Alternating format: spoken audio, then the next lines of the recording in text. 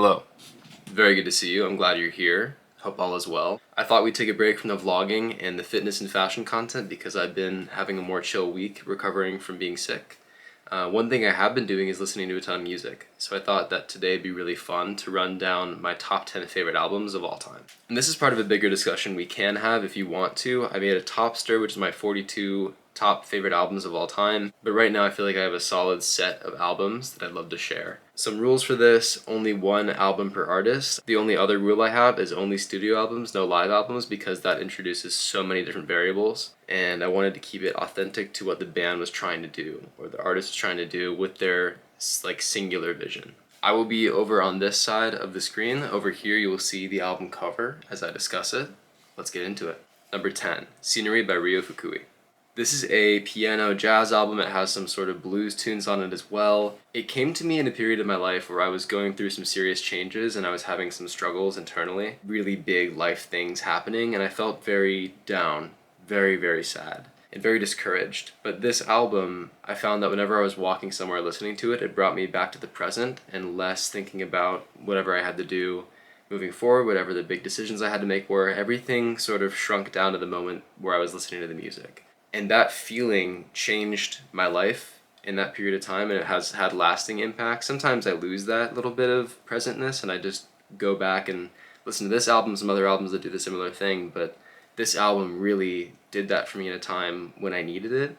So it had a significant impact on my life. The songs themselves are excellent. He's an excellent piano player. I've had some discussions with people, namely Dylan, my sibling, that think it's not his best work. I think it's his best work. I'm also biased because it means a lot to me. But the album itself is full of incredible piano playing, incredible composing, and performances of other people's work as well. It's about seasons, it's about changes, it's about life, and it's about scenery. It's about looking around and looking at all the beauty around you and appreciating that as you go through life. So, highly recommend it. That's number 10.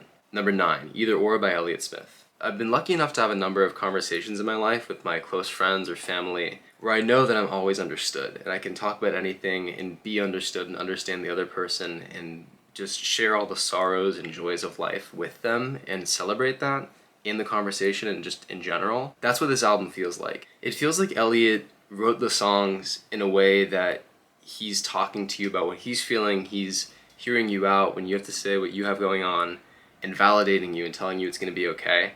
It's very honest, it's very intimate and personal, and all the songwriting is impeccable. He's one of the best songwriters of all time, and it shows in this album. Elliott Smith is another artist who has other incredible albums that some people think are better than this one. This one means a lot to me, though I do think it's his best work, objectively and in my own opinion. It just feels so honest, and it's incredibly beautiful, and he's just talking about being a human and the experience of being imperfect and doing your best. And yeah, it's unreal. Number 9. Number 8, The Dark Side of the Moon by Pink Floyd. This album completely transports you when you listen to it. It's a totally different experience than most music. I think, especially these days, albums come out with a few singles, and they try to have some bangers, and they try to have things that might be able to be picked up on social media. This album, I feel like, was intended to be absorbed as one unit, and whenever I listen to it, I can count on the fact that I will be completely transported while I listen to it. It brings you into a totally different state of mind. It forces you to think about things in the same way a science fiction book will introduce a totally different world for you to inhabit and think about and confront themes from the real world in that world where you can think about them differently. This album does that through music as a medium. And the actual instrumentation and execution of it, the writing, all of it is so beautifully done. It's beautiful inherently.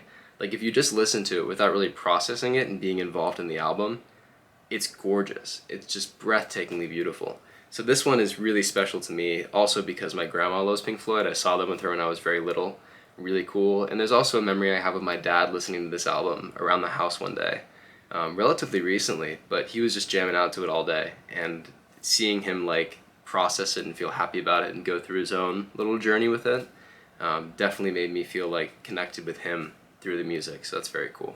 Overall, just a beautifully written, beautifully executed album that's completely transcendental. Really cool experience to listen to.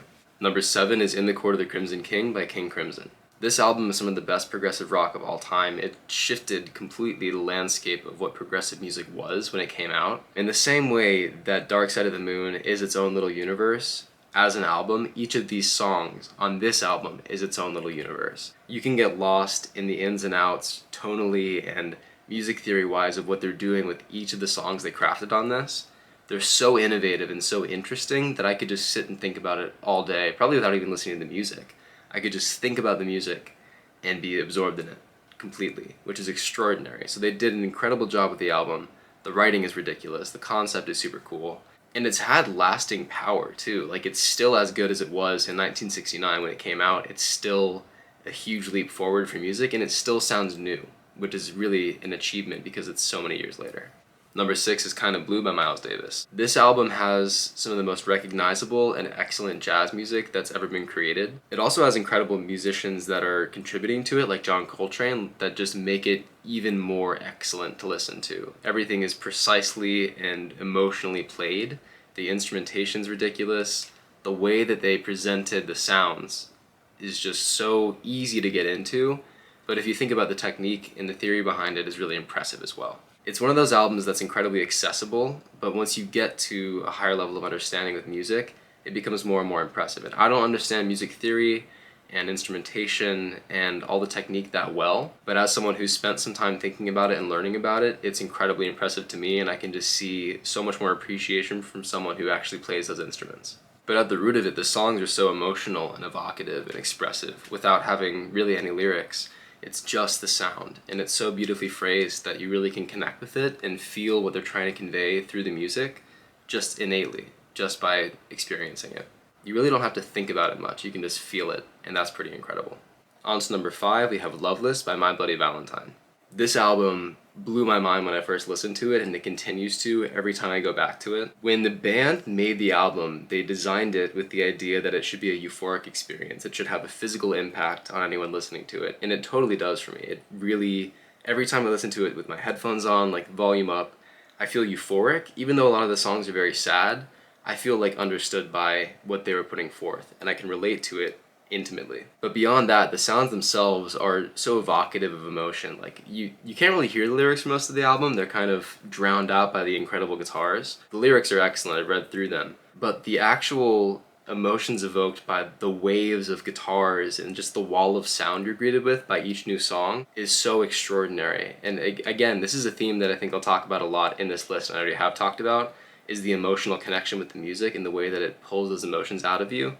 This album does a beautiful job of that. And it's sort of noisy. It kind of is abrasive when you first start listening to it. You have to get used to it. So I'm really impressed that they were able to do something that's so loud and so intense and really have it be a pleasurable experience. More than that, as a guitar player, the techniques they're using are incredible. I've tried to play these songs and I can never do it as well as they did. They just did such a beautiful job pushing the instrument forward, and I'm really impressed by that.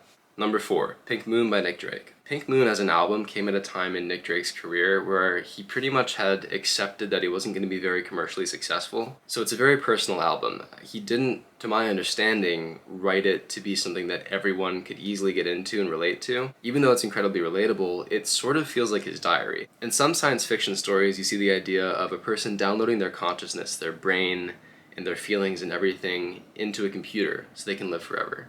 I feel like Nick Drake did that with this album. It feels almost like he went into a confessional and just dumped his entire soul into sound, and now we get to listen to it and access it. And his story is so sad. This album is terrifyingly beautiful. It's sorrowful and beautiful, but everything about it is wonderful. The alternative tuning that he uses, which is really hard to pin down, I've tried to do it myself. It's kind of impossible to get it exactly right. The way that he sings so casually, without really straining himself, without seeming like he's trying, but so beautifully at the same time. Everything about it just feels like a window into his soul, which is incredible. Number 3 is Led Zeppelin 4. This album makes the list simply because it's really, really good. Like, every song is really good. Again, as a guitar player, I can sort of feel how cool it is to play the riffs that they did, and that is definitely a part of why I like it. But in general, everything just sounds good. This is one of the biggest peaks in rock and roll music, in my opinion. Just everything about it hits so strongly and so well. They executed everything perfectly. Like, 4 of the best musicians of all time getting together to play some of the arguably simplest but best sounding music of all time just gets me really excited every time I listen to it. Like, every time I revisit these songs, they have a strong impact on me of like, oh, I want to play guitar, like I want to play music. Really, really exciting stuff. Number 2, Ants from Up There by Black Country New Road. I listened to this album for the first time on a day where I was getting tattooed, and I remember just going to this coffee shop and like hanging out because I got out of class early and I was waiting for my tattoo time, and I just thought that I should listen to it because it had just come out. And I can remember feeling like my entire world changed the day that I listened to this album. It's so sad and it's so vulnerable. And again, like, it was at a time where I had to feel those feelings and connect with them, and it really, really hit me hard. I remember sitting in the bathroom of this coffee shop, and I was like maybe halfway through, and I was like, this has to be one of the best albums of all time. It just has to be. It's one of the most evocative, emotional, vulnerable, intimate pieces of art I've ever experienced. I also love the way that they intersperse bits of instrumentation from other songs in the album. It feels like they're playing a game almost, and it feels very cohesive, but you can pick any song from it and experience it in isolation, and it's its own whole story. It's made even more impactful and sad by the fact that the lead singer, Isaac, left the band after this released. Literally, like, the day before it released, he announced he was leaving because he wasn't feeling good enough to play guitar and sing. I think those were his words, like, I don't feel good enough to play guitar and sing. And I hope he's okay, because this album shows the depth of emotion that he was feeling and probably doesn't even show the full extent of it. But this album succeeds in conveying a depth of emotion that is almost unparalleled in any other kind of music or art that I've experienced. The last one, my favorite album of all time, which I don't think will ever change. Like, the other 9 in this list might change order, I might bump some of them for other albums in the future. This one I don't think will ever be touched, is Grace by Jeff Buckley. This album, to me, feels like if I could write music to the best of my ability, if I had perfect music writing, composition, music theory knowledge, and skills and wisdom, I would want to write this album. Everything about it, from the lyrics, which are poetic, the instrumentation, which is really well thought out, the writing, which is impressive in its scope of music theory knowledge, is just extraordinary. I think it's unparalleled. In a lot of ways, it does feel almost unfinished or unrealized. Like, Jeff Buckley died so young, and he died with so much talent and so much more potential, that this album feels like it could have been significantly eclipsed by his later work. But it's almost that potential that you can hear in his voice that makes it so special and unique. Like, the fact that he pretty much just left this and some live recordings behind when he passed, and it's so perfect. And it was such an early, relatively speaking, such an early attempt at a full studio album, is incredibly impressive. It's so emotionally intimate. And I know I've said that a ton of times this entire review, but it is. It's so evocative of the experience of being in love and growing as a person and growing up and being an adult on your own, and it's just really, really special to me. I'm scrolling through the track list trying to see if I can say anything else, like important notes about it. Just listen to it. Like, I recommended so many people to listen to it, and I've only heard positive reviews. It's meant a lot to me in my life. I hope that you also enjoy it. Anyway, those are my top 10 albums of all time. That might change. It might change tomorrow, for all I know. But as of right now, I've been listening to them a lot. I wanted to share them. I hope that you do listen to them and enjoy them. I'll be putting the playlist with all my top 42 albums, specifically it's one song from each of them, on my Spotify publicly, and I'll put the link to that in the description of this video. Thank you for being here. It's been great to sit with you. Probably the highlight of my day today. Highlight of my week, honestly. It's been a slow week. This has been really fun to do. Please do like and subscribe. It helps me out a ton. And as always, have a great day.